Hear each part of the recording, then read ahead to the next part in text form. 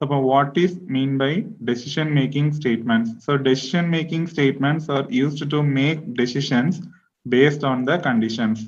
So decision making statements வந்து some conditions base பண்ணி ஒரு decision made பண்ணணும். So decision making or branching statements. So இதை நம்ம branching statements அப்படின்னும் சொல்லிக்கலாம். It is used to select one path based on the result of the evaluated expression.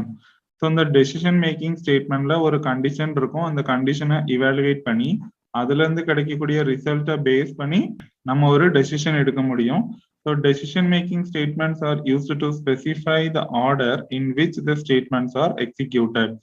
எந்த ஆர்டர்ல இந்த சி லாங்குவேஜ் ஸ்டேட்மெண்ட்ஸ்லாம் எக்ஸிக்யூட் ஆகுது, that is flow of execution. அதை வந்து இந்த டெசிஷன் மேக்கிங் ஸ்டேட்மெண்ட்ஸ் மூலமா நம்ம கண்டுபிடிக்க முடியும்.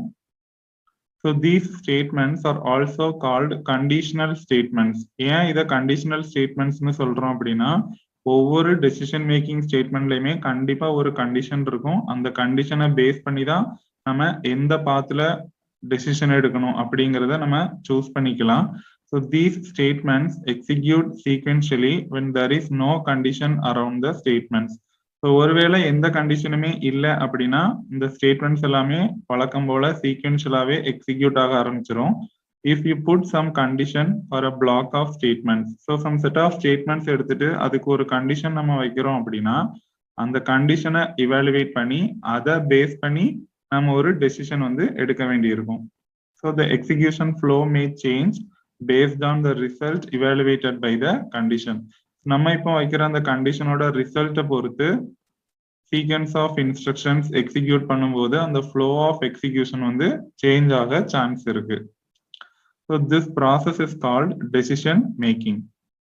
ஸோ சி லாங்குவேஜ்ல இந்த ப்ராசஸ், அதாவது அந்த ஃப்ளோ ஆஃப் எக்ஸிக்யூஷன் ஆஃப் இன்ஸ்ட்ரக்ஷன்ஸை நம்ம சேஞ்ச் பண்ற அந்த ப்ராசஸ்க்கு பேர் தான் டெசிஷன் மேக்கிங். ஸோ இப்போ சி ப்ரோக்ராம்ல என்னென்ன டெசிஷன் மேக்கிங் ஸ்டேட்மெண்ட்ஸ்லாம் இருக்கு அப்படின்னா, first one is simple if statement, then if else statement, then else if ladder, then nested if else statement, then இதை தவிர்த்து ஒரு switch statement அப்படின்னு ஒன்று இருக்கு.